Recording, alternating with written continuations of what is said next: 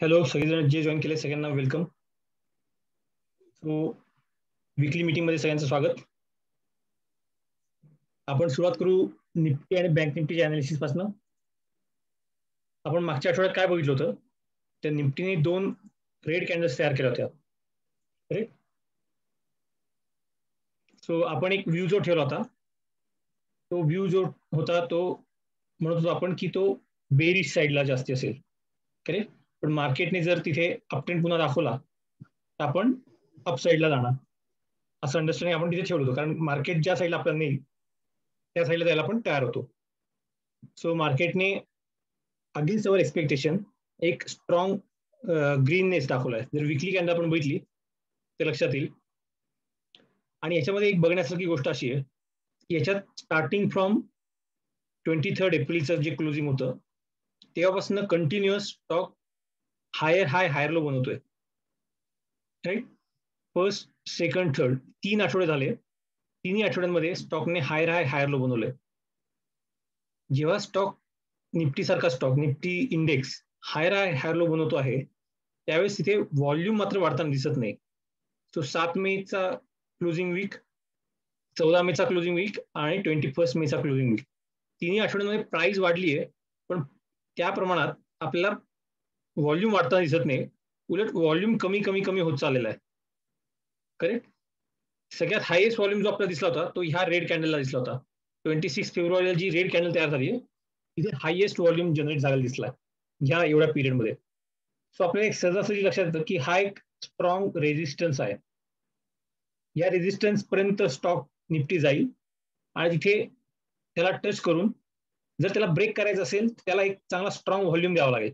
So आता इथे कसं त्याची एक स्ट्रेंथ जनरेशन चालू आहे, स्ट्रेंथ गेनिंग चालू आहे की रोज प्राइजेस थोड्या थोड्या वरती झाल्या, पण व्हॉल्यूम त्याच्यात अजून एवढं ऍक्टिव्ह झालेलं नाही. व्हॉल्यूम कधी ऍक्टिव्ह होईल जेव्हा 15,500 ची लेवल स्ट्रॉंगली क्रॉस होईल ऑन अबोव साईड, तेव्हा आपण म्हणू शकतो की ओके की आता इथे एक स्ट्रॉंग अपट्रेंड झालेला आहे आणि त्याच्यामुळे तिथे मेजर व्हॉल्यूम पण पार्टिसिपेट करेल, कारण सगळ्या लोकांचे लक्ष आता ह्या व्हॅल्यूजकडे आहे. स्टार्टिंग फ्रॉम 29 म्हणजे जानेवारीच्या आठवड्यापासून लास्ट वीक पासून मोस्टली निफ्टी जो राहिलाय तो साईडवेज मध्ये राहिलाय. सो आता हे जे काही त्याने 2 महिन्यांचं 3 महिन्यांचं कन्सॉल्टेशन केलंय, रेंज बाउंड मुवमेंट त्याने दाखवली आहे, ती ब्रेक करण्यासाठी त्याला स्ट्रेंथ गोळा करावी लागते आणि ती ब्रेक झाली 15,500च्या वरती तर मग मात्र वरचं टार्गेट एक चांगला आपल्याला मिळेल. सो वरचं टार्गेट आपल्याला कुठपर्यंत असू शकतं ते काढण्यासाठी आपण काय वापरणार. सो फिबोनाची एक्सटेन्शन आपण बघू शकतो. सो लोएस्ट पॉईंट मी हा घेतला, हायस्ट पॉईंट इथे घेतला.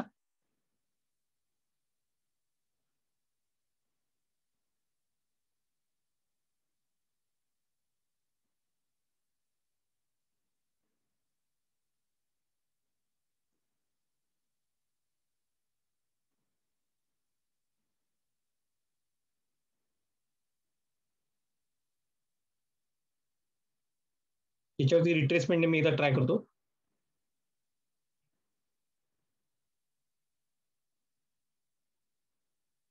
सो इथे जर बघितलं तर ह्या बरोबर टच कुठे केला त्याने, ही 14,100 ची लेवल आहे त्या लेवलला टच केली आणि त्याच्याजवळ आपल्याला 23% ची फिबोनाची लेवल पण दिसते या लेवलच्या जर ओव्हरऑल ट्रेंड कन्सिडर केला तर. त्याच्यामुळे हा ट्रेंड अप ट्रेंडच आहे. त्याच्यातलं ही रिट्रेसमेंट जी आहे त्याला आपण म्हणतो एक तर टाइम रिट्रेसमेंट, की त्याने वेळ खाल्लाय, टाइम कन्झ्युमिंग चाललंय त्याचं. सो ही मागच्या आठवड्याची जी स्ट्रॉंग बुलिश कॅन्डल आहे ती क्लिअरली इंडिकेशन देते की ह्या लेवलच्या वरती मार्केटला बाईंग साईडला इंटरेस्ट जास्ती असणार आहे. ओके. आणि आपला स्टॉप लॉस जो असेल तो मागच्या रेड कॅन्डलचा लो. सो निफ्टीला आपण एक बाय साईडला जाऊ शकतो with a stop loss of this low. त्याच्यानंतर बँक निफ्टी एकदा बघू.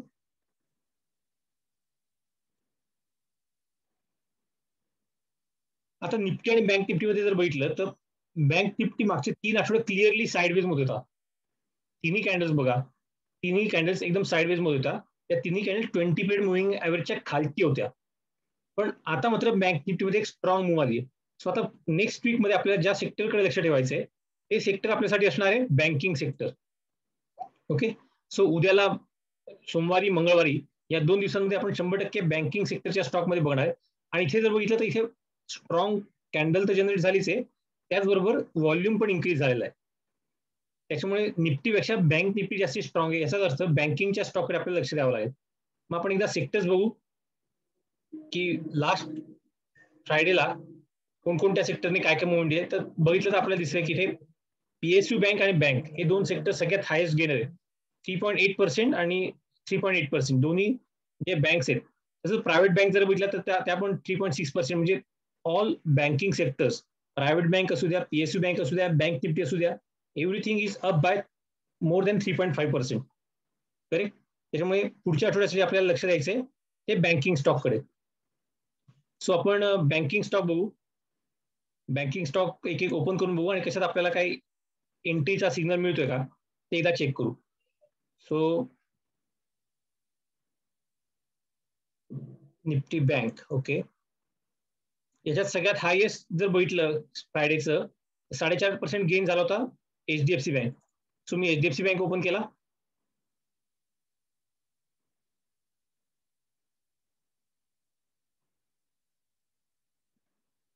एचडीएफसी बँक एक डाऊन ट्रेंड जो होता तो डाऊन ट्रेंड ब्रेक केलाय आणि डाऊन ट्रेंड ब्रेक करताना एक स्ट्रॉंग ग्रीन कॅन्डल तयार झाली, बाहुबली सारखी कॅन्डल, मोठी कॅन्डल तयार झाली. जे मागचं 4-5 आठवड्यांचं कन्स्ट्रक्शन होतं ते कन्स्ट्रक्शन ब्रेक केलं या स्ट्रॉंग ग्रीन कॅन्डलने. आणि तेव्हा व्हॉल्यूम पण मागच्या 2 कॅन्डल्सपेक्षा हाय व्हॉल्यूम आहे. म्हणजे इथे मागच्या 2 आठवड्यांपेक्षा जास्ती बाईंग झालेले आहे. सो एचडीएफसी बँक एक स्ट्रॉंग कॅन्डिडेट आहे आपला पुढच्या आठवड्यासाठी. सो आपली एंट्री कुठे राहील, जर ह्या लेवलच्या वरती गेला तर आपण तिथे बाय करणार 1500च्या वरती. सो इथे अलर्ट सेट करतो. Then second stock is SBI. एक प्रायव्हेट सेक्टर, एक पब्लिक सेक्टर.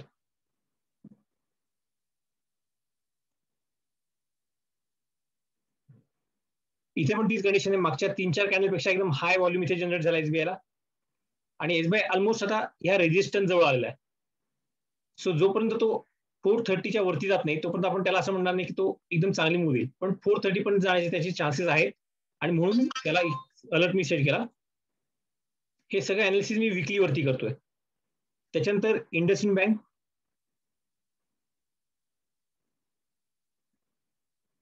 सगळीकडे जर बघितलं तर हा डाऊन ट्रेंड जो होता तो डाऊन ट्रेंड आता ब्रेक झालाय. डाऊन ट्रेंड ब्रेक झाला, त्याच्यानंतर टाइम रिट्रेसमेंट झाली आणि त्याच्यानंतर एक चांगली कॅन्डल तयार झाली. या केसमध्ये आपल्याला एक गोष्ट लक्षात घ्यावी घेण्याची गरज आहे. इथे ट्रेंड ब्रेक जरी झाला असला तरी इंडसइंड बँक अजूनही डाऊन ट्रेंड मध्ये आहे, कारण 200 पिरियड मुव्हिंग ॲव्हरेजच्या खालती आहे. तो हळूहळू may be 200 period moving average पण क्रॉस करेल, पण त्याला वेळ जाईल. सो कन्सिडरिंग दिस आता आपण इंडसइंड बँकमध्ये अग्रेसिव्ह मुवमेंट न घेतलेली चांगली आहे. ठीक आहे. सो रेजिस्टन्स 1116चा आहे आणि आपल्याला एंट्रीसाठी प्राइस कुठली आहे,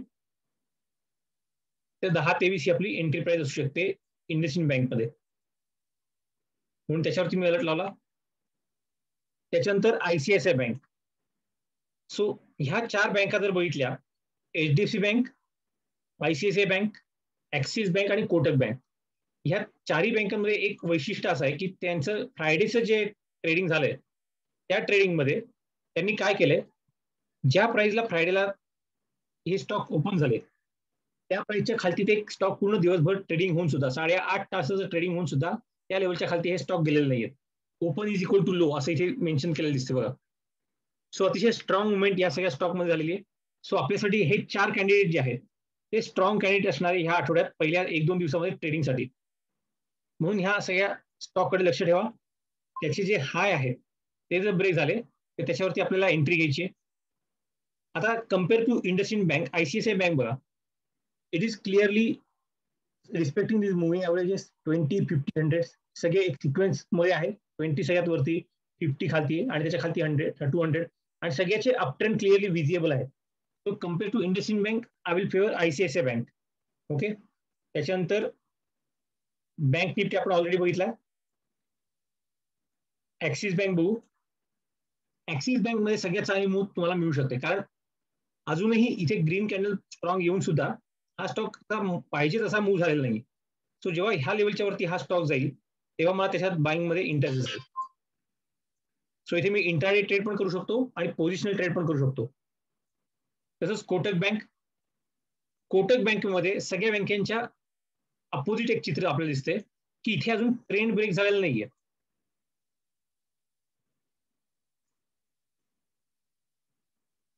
हा जो विकली ट्रेंड आहे तो अजूनही ब्रेक झालेला नाही. त्याच्यामुळे सगळ्यात स्ट्रॉंग कॅन्डिडेट जर कोणी असेल बँकिंग सेक्टर मधला बाईंगसाठी तर तो कोटक बँक असणार आहे. आणि तो कुठे बाय करायचा आपल्याला, तर 17.75 या लेवलच्या वरती.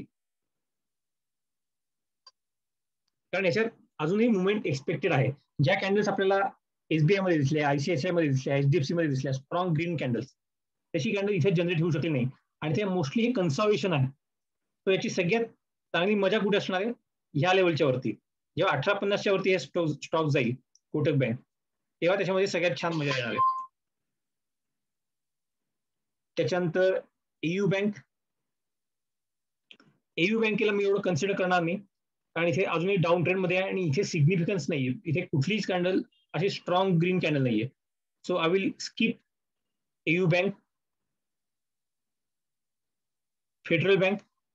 वा, फेडरल बँकेला अजून एक गोष्ट आपल्याला कन्फर्मेशन साठी मिळाली. इथे ऑलरेडी अपट्रेंड चालू झालाय. 1, 2, 3, 4, 5 मागच्या 5 कॅन्डल पासून हा स्टॉक अपट्रेंड मध्येच आहे. सो ऑलरेडी अपट्रेंड असलेल्या स्टॉकमध्ये आपण पुन्हा एकदा अपट्रेंडसाठी पुन्हा एकदा बाईंग ऑपॉर्च्युनिटी बघतोय. सो फेडरल बँक हा स्टॉक सगळ्यात त्या दृष्टीने स्ट्रॉंग वाटतोय. व्हॉल्यूम पण मागच्या 2 कॅन्डलच्या तुलनेत ऑलमोस्ट 3 टाइम्स जास्ती आहे. कॅन्डल पण एक स्ट्रॉंग ग्रीन कॅन्डल आहे.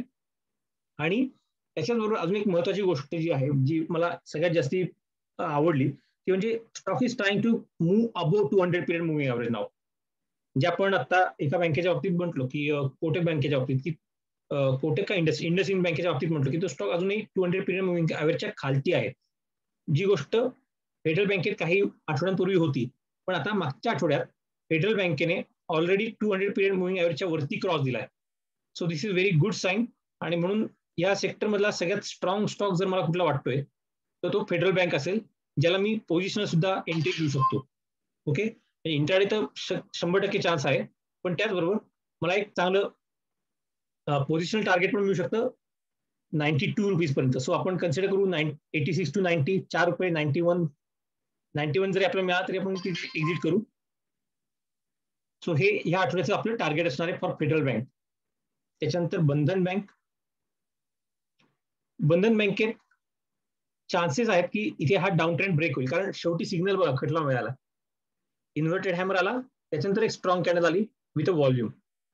सो हा जो हॅमरचा हाय आहे, तो हाय जर ब्रेक झाला तर उद्याला मी इथे बाईंग साईडला जाईल या आठवड्यात, आणि पोझिशनली पण बाईंग करू शकतो. आणि माझं टार्गेट जे राहील ते पहिलं टार्गेट इथे राहील 329. ओके, त्याच्यानंतर आरबीएल. आरबीएल मध्ये अजून त्याने 50 पिरियड मुव्हिंग ॲव्हरेज पण क्रॉस केलेलं नाहीये, right, but it is trying now. कारण मागच्या 5 आठवड्यापासून तो स्टॉक हळूहळू प्रयत्न करतोय, स्टेप बाय स्टेप वरती चढतोय. Recently it has cross 50 period moving average, right. आणि इथे कंडिशन काय आहे, 20 period moving average is already above 50 period moving average. So इथे पण एक चान्स जास्ती वाटतो मला आरबीएल आणि फेडरल. सो बँकिंग मधल्या जर कुठल्या 2 स्टॉककडे तुम्हाला लक्ष द्यायचं असेल तर आरबीएल बँक आणि फेडरल बँक या 2 स्टॉककडे द्या. तुम्ही कॅशमध्ये बाय करू शकता, फ्युचर्स मध्ये बाय करू शकता, पोझिशन बाय करू शकता, किंवा जेव्हा इंट्राडे बाईंग ऑपॉर्च्युनिटी मिळेल तेव्हा त्याच्यात ट्रेड करा. आणि शेवटचा एक स्टॉक आपण ह्याच्यातला बघू, पीएनबी. सो पीएनबी मात्र कंटिन्यू एक कन्सर्वेशन झोन मध्येच अजून आपल्याला दिसतोय. So forget about PNB. पीएनबीला आपण एवढं सध्या महत्व देणार नाही. जेव्हा तो स्ट्रॉंग एखादी चांगली मुवमेंट देईल आपल्याला अबोव्ह 46, तेव्हा आपण पीएनबी मध्ये पुन्हा रिएंटर करण्यासाठी प्रयत्न करू. So this is all about bank stock. आणि बँक स्टॉक आपण का बघितले, आपल्याला दिसते की एक बँक निफ्टी स्ट्रॉंग आहे, त्याने ऑलमोस्ट 1400 पॉईंटची मुवमेंट काल दिली आहे शुक्रवारी. त्याचप्रमाणे ज्या सेक्टर्सने सगळ्यात जास्त मुवमेंट दिली ते सेक्टर्स आहे बँकिंग सेक्टर्स. मग बँक निफ्टी असू द्या, प्रायव्हेट बँक असू द्या, पीएसयू बँक असू द्या. ओके, त्याच्यानंतरचं सेक्टर आहे निफ्टी सर्व्हिस आणि रियालिटी. सो आपण सर्व्हिस सेक्टर मधले कुठले स्टॉक बघता येतात का बघू येता की ज्याच्यामध्ये आपल्याला एंट्री घेता येईल असे.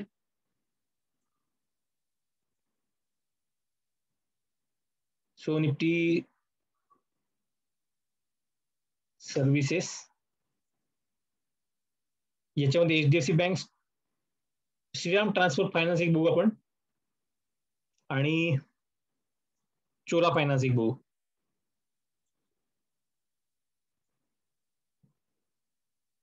श्रीराम ट्रान्सपोर्ट फायनान्स मध्ये खूप स्ट्रॉंग ग्रीन कॅन्डल आली, पण ते व्हॉल्यूम एवढा मात्र वाढलेला नाहीये, राईट. सो इथे जर ह्या लेवलच्या वरती श्रीराम ट्रान्सपोर्ट फायनान्स ब्रेक करू शकला 1536च्या वरती, तर आपण 100% याच्यात बाईंग साईडला जाणार, कारण प्राइस वाढली पण अजून व्हॉल्यूमने त्याच्यात पार्टिसिपेंट दाखवलेलं नाहीये. Majority of the people are out of the stocks as of now. So इथे आपण 1536च्या वरती बाईंग करू, आणि तेव्हा आपलं टार्गेट असेल 1665चं. देन चोला फायनान्स,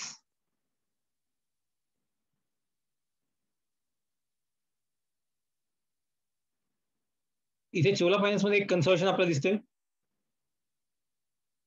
या पिरियड पासून 19 फेब्रुवारी पासून आता मे पर्यंत, ऑलमोस्ट मागच्या 3-4 महिन्यांमध्ये एकदाही स्टॉक 605च्या वरती जाऊ शकले नाही. तो 605च्या वरती जर हा स्टॉक गेला तर 100% एक चांगली मुवमेंट आपल्याला याच्यात बघायला मिळू शकते. म्हणून आपण याच्यात एक बाईंग साईडला जाऊ. ओके, सो हे पुढच्या आठवड्याचं अनालिसिस आहे. आपण एकदा निफ्टी आणि बँक निफ्टी काय मुवमेंट देऊ शकतात ते पुन्हा एकदा समजून घेऊ. सो निफ्टी एक्सपेक्टेड आहे 15500च्या वरती जर तो क्लोज झाला तर एक चांगली अजून मुवमेंट आपल्याला मिळेल, right. Currently it is coming at the resistance of this level. So थोडेसे खालती येऊन पुन्हा वरती जाईल, थोडंसं खालती येऊन पुन्हा वरती जाईल, असं तो स्टॉक करू शकतो, निफ्टी करू शकतो. पण 15500च्या वरचा जर स्ट्रॉंग ब्रेक मिळाला, अशी कॅन्डल असेल आणि अशा कॅन्डल बरोबर व्हॉल्यूम पण वाढला असेल, तर त्या ठिकाणी आपण एक स्ट्रॉंग व्ह्यू घेऊन जाऊ. तसं पाहिलं तर strong Nifty is already in strong up trend. So जेव्हा कधी तुम्हाला एखादी चांगली अपॉर्च्युनिटी मिळेल की ज्यात तुम्हाला बाईंग अपॉर्च्युनिटी मिळते, तेव्हा निफ्टी आणि निफ्टीतले चांगले चांगले स्टॉक तुम्ही बाय करा. कारण जर हा ब्रेकआउट झाला तर मग स्टॉक निफ्टी कुठे जाईल आपण पुढच्या सेशनमध्ये एकदा एक्सटेन्शनच्या सहाय्याने बघू. तीच गोष्ट बँक निफ्टीची आहे की मागच्या आठवड्यात जरी बँक निफ्टी रेड झाली असली तरी पण ते कन्सॉल्टेशन मध्ये होती. मागच्या 3 वीक्स पासून एक कन्सॉल्टेशन होतं, आणि ही जी गॅप आहे आता स्टार्टिंग फ्रॉम 31,700 टू 32,200, ही गॅप एक स्ट्रॉंग सपोर्टचं काम आता बँक निफ्टीसाठी करणार आहे. सो वी शुड कन्सिडर 32,200 आणि 31,700. ह्या 2 लेवल ज्या आहेत त्या आता बँक निफ्टीसाठी एक स्ट्रॉंग सपोर्टच्या लेवल आहे. As per as bank Nifty is above this level, we should not think of selling into bank Nifty. Okay, then randomly काही आपण स्टॉक सिलेक्ट करू, त्यांचं अनालिसिस करू. सो फ्रायडेला सगळ्यात जास्ती मार्केट वाढलेलं आहे. एवढं मार्केट वाढलं 288 पॉईंटने निफ्टी वाढला, 900 पॉईंटने म्हणजे ऑलमोस्ट 1000 पॉईंटने बँक निफ्टी वाढला. Market overall market is approaching to 50,000 level, 50,000च्या वरती जाते. आणि अशा वेळेस पडलेला स्टॉक कोणता आहे? हा स्टॉक. आणि इथे जर आपण बघितलं तिथे त्याने एक स्ट्रॉंग कॅन्डल कुठली केली जी आहे शूटिंग स्टार. सो इथे आपण एकदा पुन्हा शॉर्टिंग साईड जाऊ, पण जेव्हा हे कन्सॉल्टेशन आहे या कन्सॉल्टेशनच्या खालती ब्रेक होईल तेव्हा आपण तिथे शॉर्ट एंट्री येऊ. So this will be the stock where we will go only short. जर या लेवलच्या खालती स्टॉक गेला तर आपण शॉर्ट साईड जाऊ. जर इथे अपोजिट साईडला एखादी ग्रीन कॅन्डल स्ट्रॉंग तयार झाली तर मात्र हा आपला व्ह्यू जो आहे तो आपण अपोजिट साईडला कॅन्सल करू आणि मग बाईंग साईडला जाऊ. आरती इंडस्ट्रीजने एक बेरिश सेटअप दाखवलाय, ऑलमोस्ट स्टार पॅटर्न ही जो डाऊन साईडची मुवमेंट दाखवतो. सो याच्या खालती जर स्टॉक गेला 1627 तर आरती इंडस्ट्रीमध्ये एक शॉर्ट मुवमेंट तुम्हाला करता येईल, शॉर्ट ट्रेड घेता येईल. कमिन्स इंडियामध्ये लोअर हाय लोअर लो फॉर्मेशन होते कंटिन्यू, पण त्याच्यात स्ट्रॉंग बेरिशनेस दिसत नाही एवढा. त्या कंपॅरिझन मध्ये हा स्टॉक मारिको जास्ती बेरीज दिसतोय. सो या लेवलच्या खालती आपण 100% पुन्हा एकदा शॉर्ट साठी जाऊ. सो हे काही स्टॉक्स आहे की ज्याच्यात आपण शॉर्ट साईडला प्लॅन करतोय. ओके, तसंच मार्केटच्या फेवरमध्ये कोणते स्टॉक्स आहेत? Bank of Baroda 6% almost gain झालाय काल. आणि तुम्ही एक महत्वाची गोष्ट इथे ऑब्झर्व करा, क्लोज जो आहे तो आहे 81.50 आणि त्या दिवशीचा म्हणजे फ्रायडेचा हाय जो आहे तो पण 81.50 आहे. मागच्या 3-4 आठवड्यांपासून हा स्टॉक कंटिन्यू गेनिंग मध्ये आहे. सो 63 पासून 81 मागच्या एका महिन्यात स्टॉकने ऑलमोस्ट मोर दॅन 25% ची मुवमेंट दिलेली आहे आणि अजूनही तो स्टॉक स्ट्रॉंग आहे. सो ह्या लेवलच्या वरती आपण पुन्हा एकदा याच्यात बाईंगसाठी बघणार बँक ऑफ बरोडामध्ये.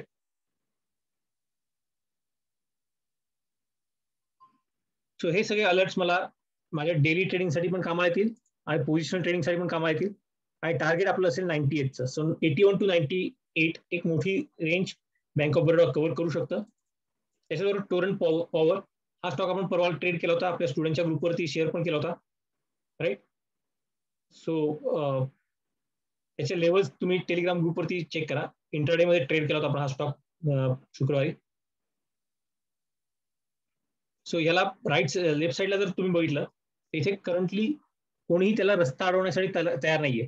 सो जर हा हाय ब्रेक झाला तर पुन्हा एक नवीन ट्रेड आपल्याला याच्यात मिळू शकतो.